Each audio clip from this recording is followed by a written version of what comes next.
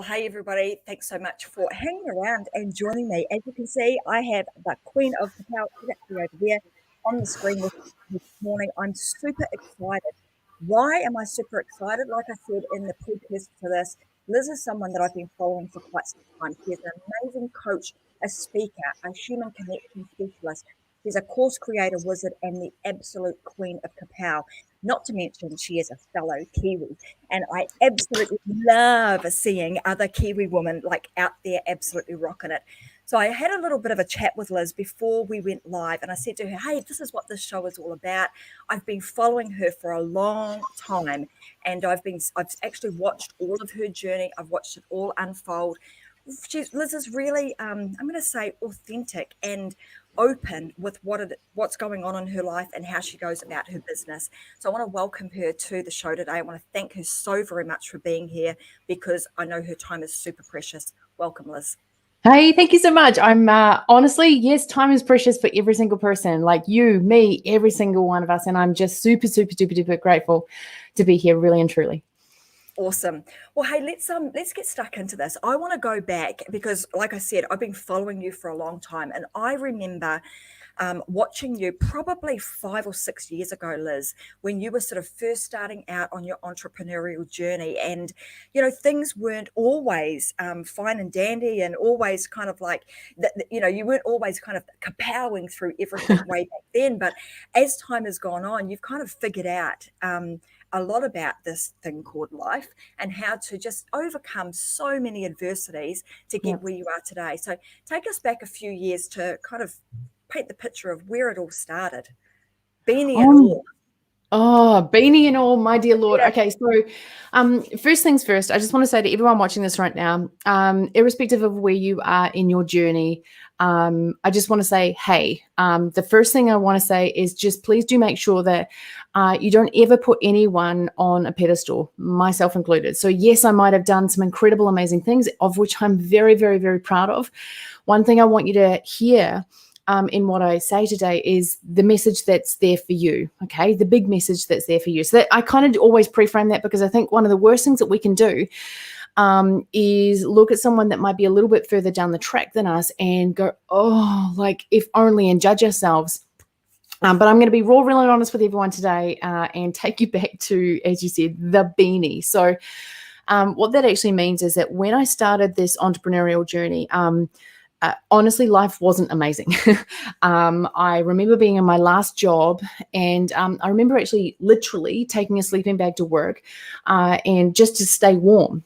And I remember going, oh my dear Lord, I remember going, well, look, these people are paying me $45,000 per annum to do this job. And I could see, like the entrepreneur in me is, I could see what they were billing me out as. I was like, I now feel used. And I asked for a raise. No, I asked for, it was just that thing where I just went, this is not okay anymore. I can't do this. I feel unfulfilled. And I got to the point where my body was quite literally physically getting nauseous anytime I would think of going to my job, like physically nauseous, and I would get to like Sunday night and go, like I would always have a sleepless night. My body told me that I was off. And for those of you that have ever had that situation, maybe if you had a cold when you've been pressing too far, like too much, or and my personal belief system is if we just listen to our bodies, we often can find the answer to where we're off. And I certainly was off my path at that point in time. Anyway, long story short, there is in my first year as an entrepreneur, I made $25,000. Woohoo! Not like that wasn't good. Didn't really know what I was doing. I was stressed to the high hilt. I was living in a house that quite literally had no bricks on the outside. We had some massive earthquakes here in Christchurch, New Zealand, and there was a housing shortage. And I, honestly, I was paying $360 a week for a house that was like on a slope. You could put a ball at one end of the house and it would roll down the other end. And my mum came to the house and she said, Elizabeth, I don't want you living here. I said, Mom, I can't afford anything else. This is it. This is what I'm doing right now.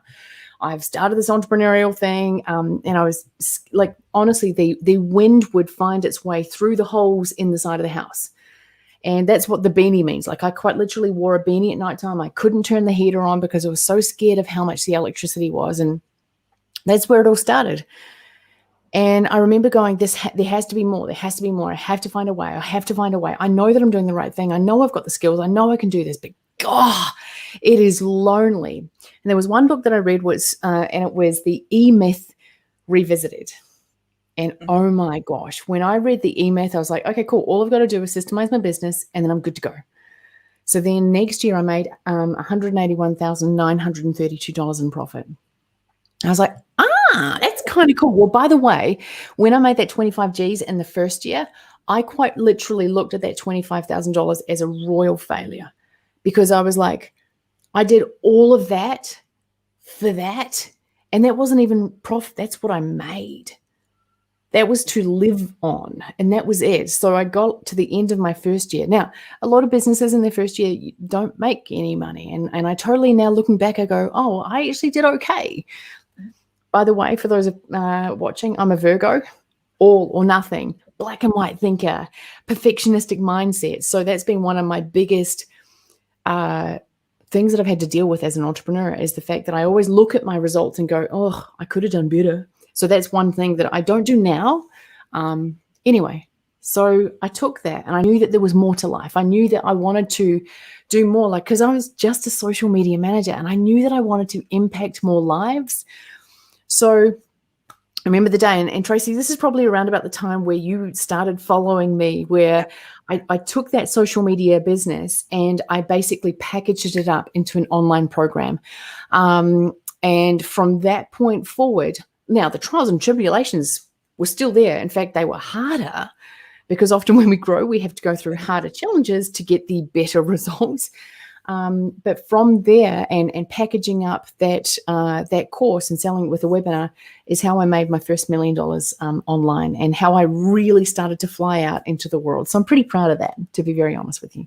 Yeah, you absolutely should be, because like you said, that was probably the moment in the time that I started following you. And I remember your very first iteration of the webinar, and obviously have continued to watch you. So often as women, we, particularly when we're talking about the EMyth book, and, Vicky Helm and I writing that, and then you kind of reading it, and what were some of the EMyths that you kind of were telling yourself, like, before all of this happened? Like, wow. Could I do it? Shall I do it? All of that. What was some of the monkey talk that was going on in your head at that time? Wow, it's such a good question, because I think I think honestly, the online space, it was extremely dominated by men at that point in time, and I remember being at Funnel Hacking Live a couple of years ago, and a guy by the name of Brent Copeters, who is business partners with Russell Brunson, he actually said to me, Liz, and Funnel Hacking Live was all there, like thousands of people there, because I was at the very first Funnel Hacking Live, the very second Funnel Hacking Live. I was, and I spoke at Funnel Hacking Live, and it was amazing. But Brent said to me, and we were looking at the stage, we were at the back of the room, and we were looking at the stage, and he said to me, Liz, this all started with you. And I was like, I was absolutely flabbergasted to hear those words, like, this all started with you. And I'd never really looked at it that way, but I do know that by pushing through and not using my, the fact that I'm female as a reason, was one of the big reasons why a lot of females were like, oh my gosh, Liz has done it. Now, what I will tell you, like, the big myth that I had to get through was that because I'm a chick, it doesn't make or break, like, it doesn't matter. We have superpowers as women that dudes sometimes don't have. We are naturally more intuitive. We naturally feel the way through, as opposed to using logic a lot of the time. And I think, honestly, Tracy, that's been one of my biggest assets as an entrepreneur, is my ability to use my intuition and then go and structure out what that needs to look like. Does that make sense? Absolutely. And I think you make a really good point of that, because often, the jump from one place to another, we as women we can look at that often and go, well, it's dominated by men. And even though that were the case, and how interesting that it was even a male that said to you, tap, tap, Liz, this has all happened because of you. And now you then, it was almost, because part of what we talk about in the book too is that waiting for that permission. And it's interesting that was that moment where you were still waiting for the permission at that time to actually join the boys club, so to speak, because that's what you saw it as that this place is dominated by men. How can I possibly be a woman that can break through and be seen amongst all of this noise? Then tap, tap, tap, somebody says to you, hey Liz, step up to the table, it's your turn, you go. But actually now how can I use my womanhood to stand out in this place? How can I use what I intuitively know is innately me as a female to really break through? And like then you're saying, well, then I started doing, and this is true because I can attest to this because this is what I also saw. Wow. Out of all of these men that are here, Liz Benny is up there doing it. And if Liz can do it, then I can do it. And so I want to jump in on that for a quick second because that's like because it was actually after I'd done it that Brent actually, I just want to make a quick correction there, because it was after I'd cracked through, because I actually never used my gender as an excuse. It's really funny that you said, if Liz can, I can, because my belief system when I first started with Russell Brunson, I hired Russell, and my belief system was, if Russell can, I can. If Russell can, I can. If Russell can, I can. Now, I didn't, and yes, I've seen it and gone, yes, but, Russell's in America and I'm in New Zealand. Okay, because that's what was one of my myths. For a very long time, I was like, oh, yeah, I'm in New Zealand, therefore I'm not going to be able to grow as thriving, a business to be as thriving as America. You order something on Amazon and it's there 15 minutes later, So in New Zealand, as you know, life is different. It's like 4,000 years and something from Amazon will finally arrive at your front door, and the package is a bit all over the place. But I think just to go back to the point of what were the myths that I told myself? Well, because I'm down here at the bottom of the world, I'm not going to be able to be successful. And then interestingly enough, Tracy, I continued to have that belief even though I was being successful, because I guess the other beliefs superseded that anyway. So, if Russell can, I can. If Russell can, I can. Oh, but I can't be successful from New Zealand. And then I remember one day going, holy moly, I just made $100,000 in a month. What is this BS excuse that I am at? What? Yeah. Russell has access to Facebook advertising. Well, so do I. Russell has access to marketing online. Well, so do I. Look at the stats. The stats say I'm being successful. Stop with this BS of my location being part of the reason why I can't be successful. So I guess, now I'm I just turned 40 years old last year. What? I have no idea how that happened. And I made it a big thing, to really look at all the limiting beliefs that I had. I don't want to live a limited life. And I actually know that the only person that can limit me is me. Mm-hmm. So what are these BS things that I'm telling myself, and where did they come from? And that's where I really actually go, well, a lot of this is subconscious programming. Yep. So I actually, late last year, I hired a purely 100% a mindset coach, because I'm looking to go from where I am to where I want to be. And I know that the only thing between me and that is my belief, period. So, yeah. Isn't that, I absolutely love that, because often we, and it doesn't matter whether you're male or female, but we put these excuses in front of ourselves. And so I love that process that you went, well, hang on a minute. Yeah, I might be at the bottom of New Zealand, but he has access to that, so do I. They've got access to that, so do I. So just kind of making that that correlation that it is possible, and it doesn't matter. It's not gender related. It's this related, right? So if you think you can, and you can, and you get and sometimes we need a little bit of help to help us kind of get around all of that. Hence the reason that you've obviously hired a coach, because I think often it doesn't matter how that you work at this over and over and over again for years, just honing in on your skills, really highlighting the great things that you do. Let's talk about how do you overcome like adversity or challenges from a family point of view? Because this is something, and I've spoke about this before. You know, when you're married or you have a partner, and this entrepreneurial journey can often be challenging on and taxing on relationships, right? How do you guys kind of kapow through that and make sure that you stay balanced and aligned and strong, and actually able to work together in your business? Like, how do you guys do that? I love that question. So for those of you that don't know, for those of you that are watching, I'm married to the most amazing person in the world. Her name is Christy Atkinson. And so that in and of itself, me being able to actually freely say that right now, knowing that, you know, I'm in a same-sex relationship and some people are like, oh, like, that's gross, that's horrible.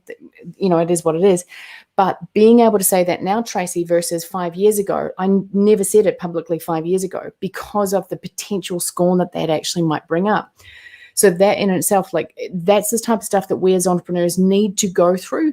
And I told myself stories about that, or nobody will ever buy from me. No, so I kept that all like on the down low. And then I eventually was like, well, this is actually hurting me because and it's not that I was being dishonest, it's that there was an omission of a fact that was a big part of my life.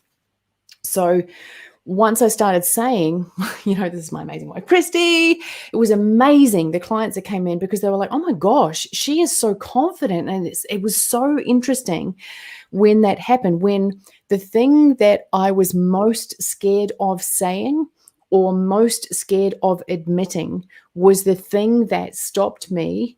Once I got through that, it was the thing that allowed me to go, you know what? I'm free. I'm free from those shackles. I am not going to let those ones hold me back anymore. So I guess to answer your question, like, I think we as entrepreneurs, we go through so many different iterations of ourselves. We go through the roller coaster. We go through the ups, the downs, this isn't working. Yay, this is working. Like, oh my gosh, Facebook account, Like, there are so many things that we go through. And then there's also all of our pasts as well. So I'm going to be really honest about my journey because I think people like the fact that I'm raw, real, and honest. So part of the reason why I was like, I have to be successful. I just have to be successful. And Robin, thank you so much.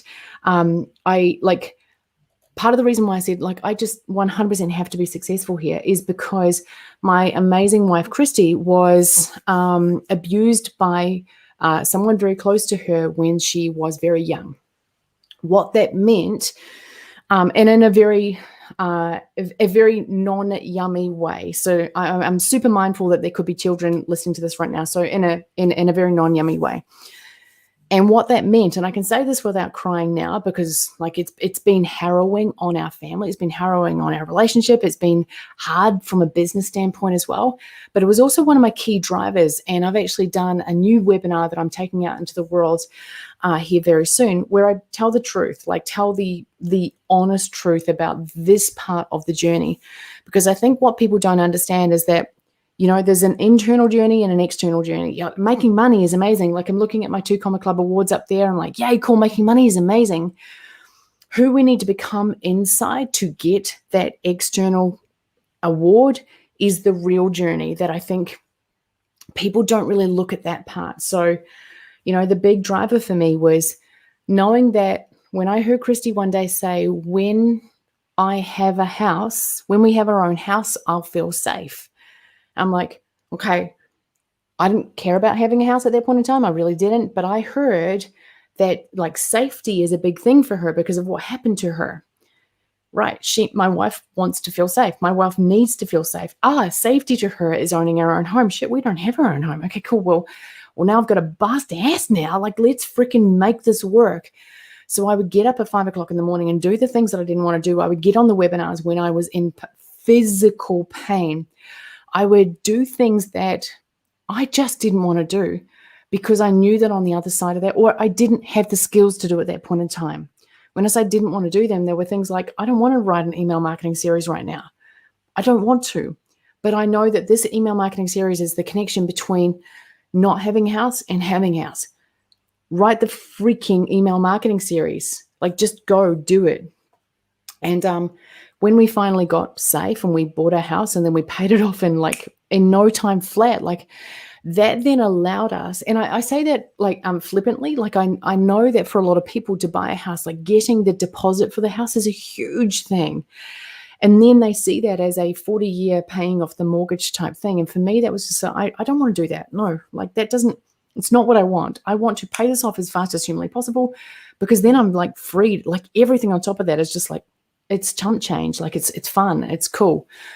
So we paid off the house like within 6 months, which was pretty amazing, to be honest. What that then allowed us to do was breathe, heal, stop, listen. And that part was the hardest part, because what that meant is that we could then, because we had that financial security, we could then pull back those onion layers of the horrible parts of the past that we needed to address. And then the real healing started, if that makes any sense. Yeah. So I've continued to grow my business, but I haven't been massively pushing my business out there because I haven't wanted to. Because I've been doing something that is much more important from a family standpoint. Because, I see a lot of entrepreneurs out there, like they're like, oh my gosh, I'm on the money train. I'm on the money train. I'm on the money train. I'm on the money train. Where's my partner? Yeah. What? And they're on the money train and they've forgotten their partner. They might know how to make a crap ton of money, but being rich and divorced is not what I signed up for. I think that is just such an important thing, because I've been, watch a lot of other entrepreneurs, obviously, and whether it's entrepreneurs or whether you're just in business or, you're kind of on your own journey and you're kind of running really fast, like as you're saying, you're on that train and your partner has got off 10 stops before you. And all of a sudden you look back and you're like, oh my God, where is this person? The person that was there right from the get-go, who was there when you earned $25,000 a year, who was probably the person who was paying the mortgage and the rent when you couldn't because you were following your dream. And if that person isn't, if we don't do all of those things, like really understanding what is it that our partner wants and are they on the same journey as us, and allowing them to stay on the train, be on the train, and incorporate them into that story that journey that you are creating, then before long they'll jump off at a stop and you won't even notice it. And that's what I'm noticing, with a lot of other people. 100%. So literally one of my programs is called Kapow course. And in Kapow course, I quite literally say in the very first module, you need to build a very solid relationship with your partner, because you're going to go in and you're going to learn stuff, and you're going to need to spend focused time, potentially a little bit more than you've been spending, alone. And I said, so communication with your significant other is a must. So bring them in to be part of the journey. Show them how far you are from finishing. Show them what you're doing. Show them on a calendar or on something when they are going to get that time with you. Because that's so important, because, there's going to be times where, I think whilst I don't like the word hustle, because I think it's been glorified, I do believe that at times in our entrepreneurial journey, we do need to freaking well hustle and get stuff done fast and fail as fast as humanly possible. So we have some evidence that, okay, cool, that one there didn't work, but gosh, that one there did that, and we get to build on what worked. And I think balancing out the hustle that is required, which is focused time in a project, with communication with your family and making sure that you've got that. And hey, we're on the journey and we're doing this. Are you okay with this? Yes. So communication, that's a must across our family. If anyone in our family goes a little bit off, I talk about the health of the family. Right. So, the family health, it's because we are, there are 4 people that live in this house: myself, my wife, and our 2 kids. They're my microwave children. Ding, they're done. I didn't do any baking. But there are 4 of us here. And let's just say if 10 out of 10 is our health, like each of us individually, then we want to maintain as much as humanly possible, a high average across the house. And that's the way that I look at this. It's so important to go so if I happen to go down to 2 out of 10 and then Emily comes down to 2 out of 10, then our house average. Yeah. So we operate as a team. Yeah. And I love that, because that is actually a really important missing ingredient in a lot of coaching programs. So I love the fact that you do that. Let's talk a little bit about, because you've obviously had this, in the grand scheme of things, you in the beginning phases of all of this, kind of 25,000 and then 100 odd thousand, and then kind of a couple of 2 Comma Club awards, and it's gone at a fast pace, right? Yep. The world has changed. And so all of that happened, 6, 7, 8 years ago for you. That was kind of when am I right? Kind of things were starting out. Yeah. Around that time. Yep. Something like that. Okay. But things have changed significantly in the current environment. And I believe that, I'm wondering if you're of the same kind of opinion, that now is really the time that we need to be looking at things a little bit differently. Like, the whole landscape has changed. The days of you doing a 40-year job, 40 hours a week, being comfortable, knowing that you're going to be retired and have some sort of superannuation that will look after you. Yeah, the big thumbs down, right?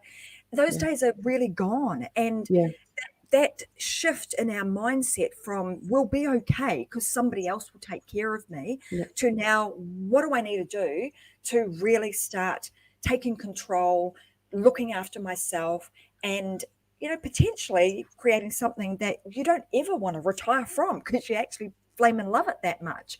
What are your thoughts on that? What do you think is happening in the world of business right now? I love that question. So I've always had this entrepreneurial part of me. So it's not like I ever believed personally that I was going to get a job and that was going to be my job for life. My very first real job out of university. So I've got 2 degrees, a Bachelor of Social Sciences and a Master's in Business Management, where I majored in positive psychology, and it was amazing. So I loved the university experience.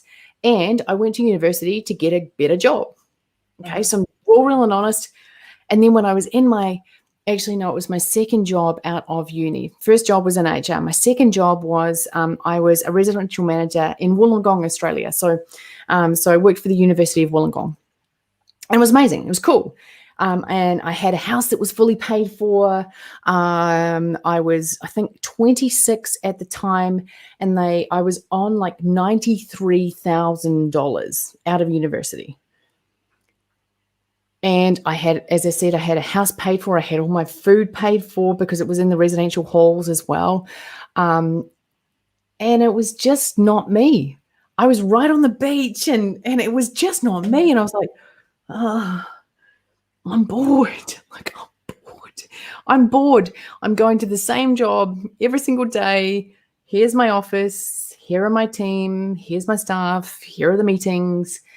Where's the growth? Where's the life? And, yes, I can do training for team here and do this over here, but it was just not me. And the interesting thing, Tracy, was that when I signed that contract, they actually stuffed up. They said to me, do you want a 1 year, 3 year, a 3 year, 5 year, or 10-year contract? And I was like, 5.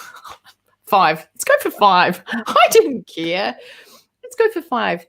What they did, though, is actually they gave me a lifetime contract, as in I was until retirement age in Australia. They were contracted to pay me for my entire life. I had a job for life. I had safety for life. $93,000, and that was only going to go up. I couldn't do it. It didn't feel safe because it felt like I was killing my heart, killing my soul, killing what I was here to do. And I firmly believe that we all have to listen to that inner, like, come on, that inner voice, like, no, this isn't you, this isn't you, this isn't you. And it can be really, really, really scary to listen and leave something that feels quote unquote safe, knowing that you don't really know what it looks like on the other side. And it actually feels harrowing on the other side. So it's like boredom or harrowing. Which one are we going to go for? Well, harrowing, you at least have some control over in some regards. So, in this day and age, to go back to your question here, I honestly think that, like, I look at the government and I look at retirement age getting older and older and older for the people who are reliant on the pension that's coming. I go, holy crap. I hope these people can see what's happening. I worry for the people with their eyes closed. I really do. And I think from an entrepreneurial standpoint, I believe that we owe it to ourselves to take responsibility, because if you've got just a glimmer of entrepreneurialism about you, you are, in my mind, like 50 million thousand steps ahead of a person with their eyes closed, hoping that, the government is going to pay you $12 a week to pay your rent, which is 50 million thousand. It's not going to work. So I think in this day and age, with the way that we're interconnected, and even like with or without COVID, we've got so much ability right now to make our dreams come true with the power of the internet.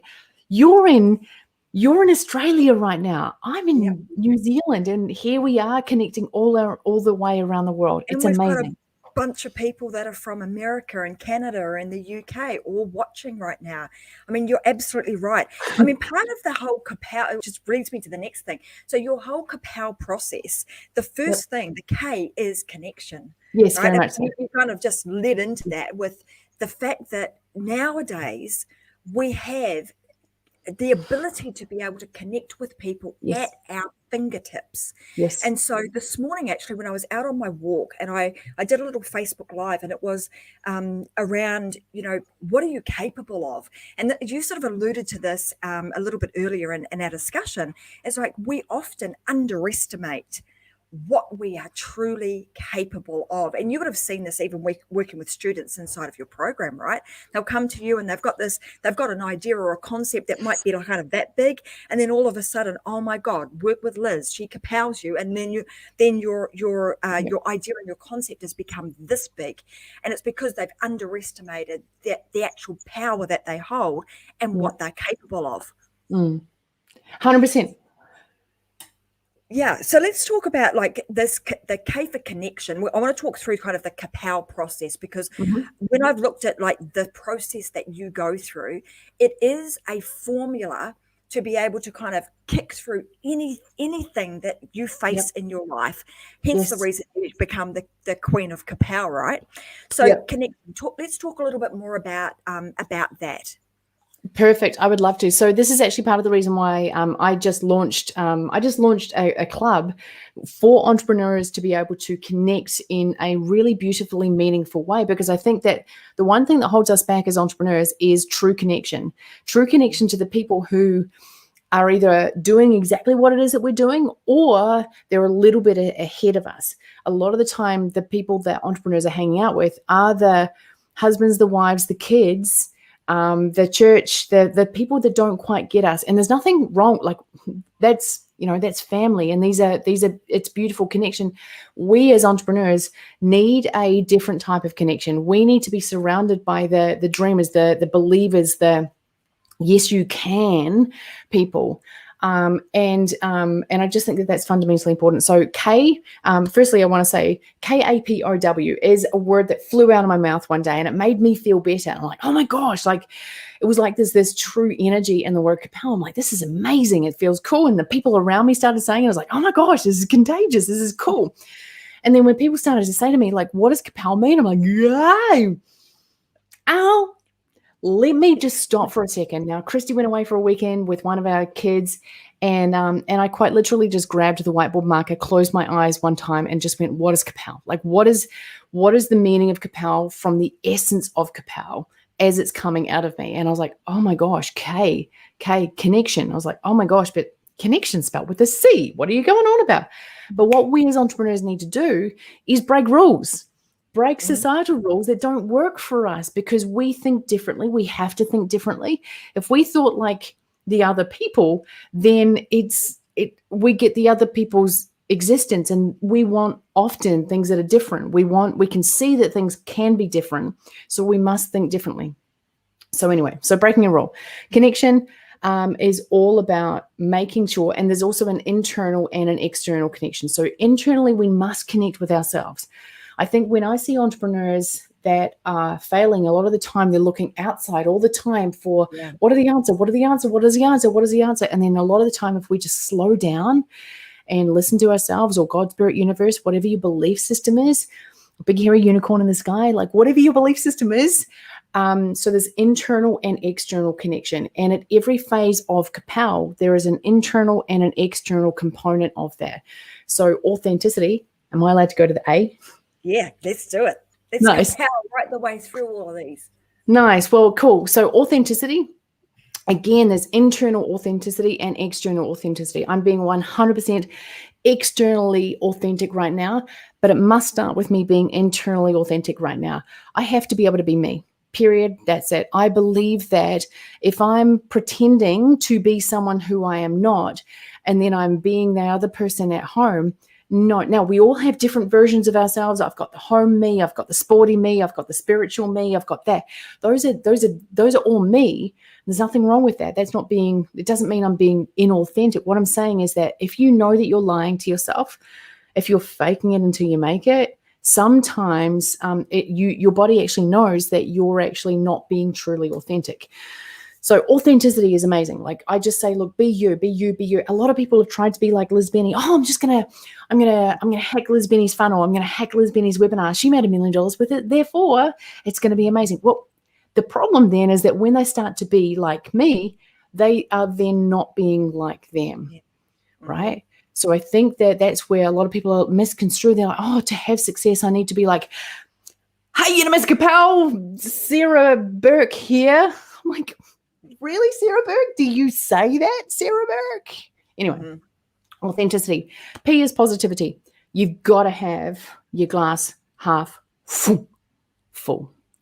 And you are, it is your moral obligation. If you want this thing to happen, if you want your entrepreneurial journey to make it, it's your obligation to make sure that you are continuously topping your cup up. That's where you have to be listening to personal development. You have to be listening and to the right stuff. If you listen to the wrong stuff, it can be a very quick switch down to the glass being half empty. And then it's depleted and there's nothing there. And that's when I truly believe that entrepreneurs give up, when they have depleted all of their own resources of belief. So that's positivity.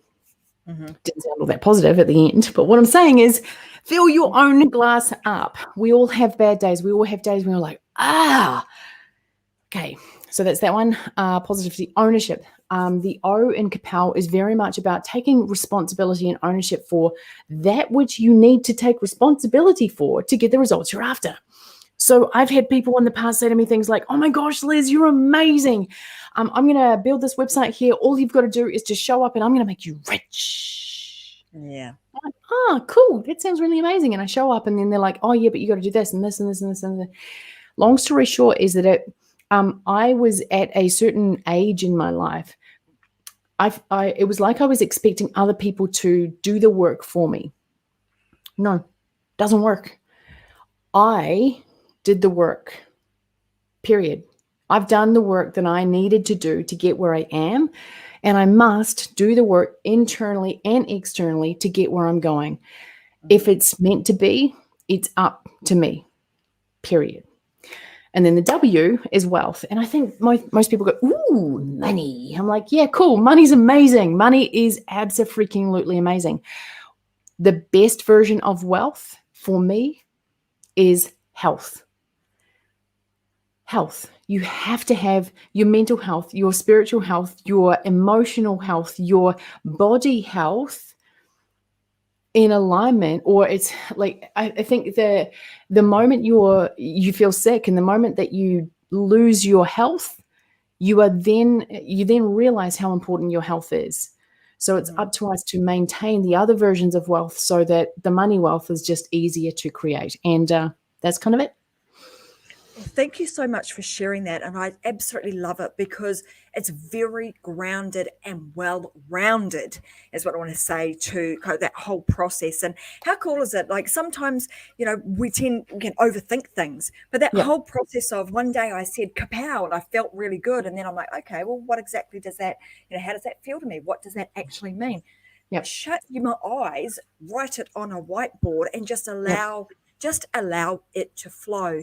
And often in life, I think we don't always do that. We try and think, think our way through things without necessarily feeling our way through it. And often our feeling or our heart and our intuition actually tells us what it is that we need to be doing.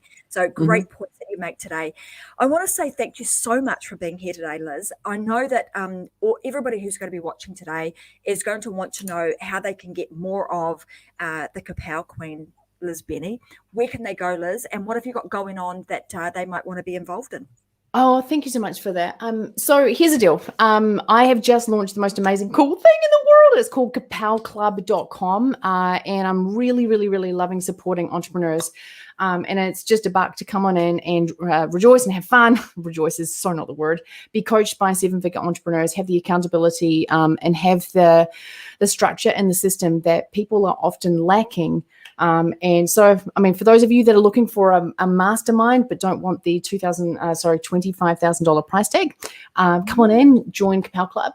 And for those of you that want to know a little bit more about me, just go through to lizbenny.com. And yeah, if there's anything that I can do to help people, my gosh, like all I want to do is help people live the most incredible, amazing lives. Often for entrepreneurs, what that means is packaging their IP and understanding how to get that out into the world and doing amazing, amazing, amazing things, being themselves at the point in time and believing themselves and getting it out there and having an amazing time. So yeah. All that wonderful stuff. Well, I want to say thank you so much. I absolutely always love your energy. Love the fact that you're so authentic and just, willing to share to help people, improve their lives in whichever way they decide they want to do that. So thank you so much for being here. I want to thank everybody who's been here joining in on the conversation. I can see loads and loads of comments, down our screen. And if you guys have got any questions for either myself or Liz, all you need to do is put in the comment section. If you're listening to this on a podcast, just make sure that you also comment there, and I'll ensure that Liz gets those comments and that we're able to answer you guys. But I want to say thank you so much for joining us for another episode of Take a Stand. My name's Tracy Wilson. I will be back again next Thursday, same bat channel, same bat time, 10 a.m. Brisbane time, with another amazing guest, and we will be sharing with you inspirational, motivational, heartfelt stories and ways that you can really improve your life so that you can stand up, stand firm, and stand out in this world of business. So have a fantastic day, everybody. Bye for now. See you again next week. Bye, everyone.